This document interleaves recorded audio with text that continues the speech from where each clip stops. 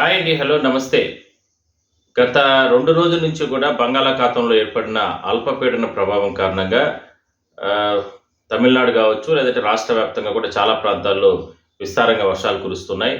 నిన్నటి నుంచి కూడా తమిళనాడులో పెద్ద ఎత్తున అంటే మొత్తం 9 జిల్లాలకు సంబంధించి అక్కడ యెల్లో అలర్ట్, అదేవిధంగా రెడ్ అలర్ట్ ప్రకటించిన పరిస్థితి మనం చూస్తున్నాం. ఆహ్, ఇవాళ ఇవాళ తీరం దాటిన తర్వాత ఇవాళ సాయంత్రం నుంచి కాస్త తగ్గుముఖం పట్టే అవకాశం ఉందంటూ కూడా వాతావరణ శాఖ అధికారులు చెప్తున్నారు.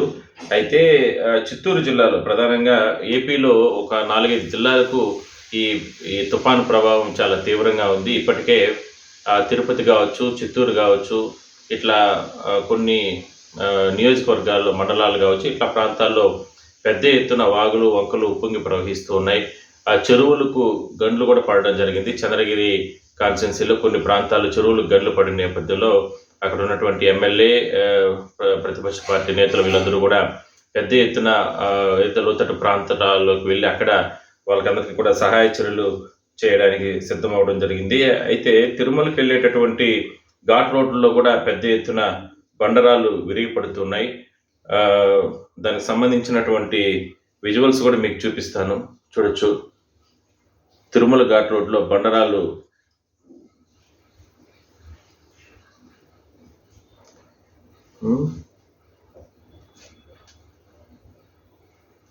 ఈ విధంగా ఘాట్ రోడ్లో బండరాలు విరిగిపడుతున్నాయి. వాటిని కూడా ఎప్పటికప్పుడు తొలగించేందుకు అధికారులు చర్యలు తీసుకుంటున్నారు. అంటే కంటిన్యూగా రెయిన్ఫాల్, వర్షం కురుస్తున్న కారణంగానే ఈ రకంగా ఇబ్బందులు వస్తూ ఉన్నాయి. చూడొచ్చు ఎంత పెద్ద బండరాయి కొండలపై నుంచి, రోడ్డుపై నుంచి పడింది. బస్సులన్నీ కూడా పక్కకు డైవర్ట్ అయి వెళ్తున్నాయి. అయితే ఈ స్థాయిలో బండరాలు విరిగిపడిన నేపథ్యంలో కాస్త అప్రమత్తంగా ఉండి వెళ్ళాలనేది ప్రధానంగా టీటీడీ కూడా చెప్తుంది. ఘాట్ రోడ్లో వెళ్ళే ప్రయాణికులు నిన్న మొన్న అతి భారీ వర్షాలు కురిసిన నేపథ్యంలోనే ఈ రకంగా బండరాలు విరిగిపడినట్టు చెప్తున్నారు. మొత్తం కూడా చూడొచ్చు.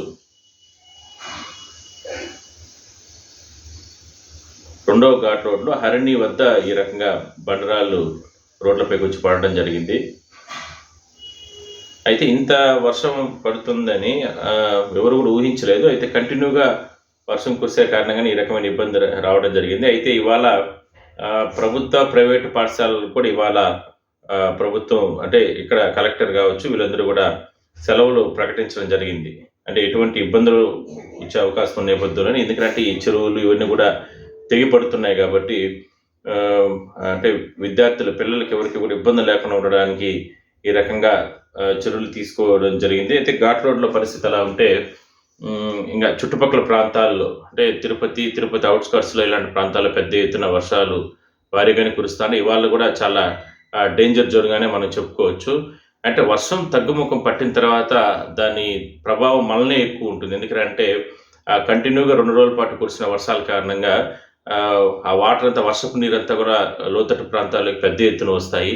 ఆ సందర్భంగా వాగులు, వంకలు ఇవన్నీ కూడా ఉప్పొంగి ప్రవహిస్తాయి. లోతట్టు ప్రాంతాల్లో ఉన్న ప్రజలకు తీవ్ర ఇబ్బందులు వచ్చే అవకాశం అయితే ఉంటుంది. కాబట్టి సేఫ్టీ ప్లేసెస్లోకి వెళ్ళాలనేది ప్రధానంగా అధికారులు చెప్తున్నారు.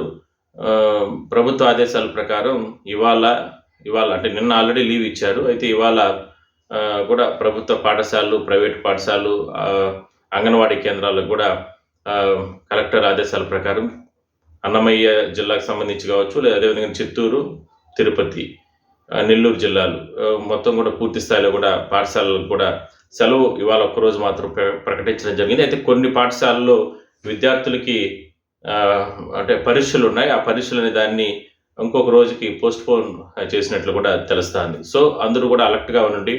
ఎవరు ఎమర్జెన్సీ అయితే తప్ప బయటకు రాకండి.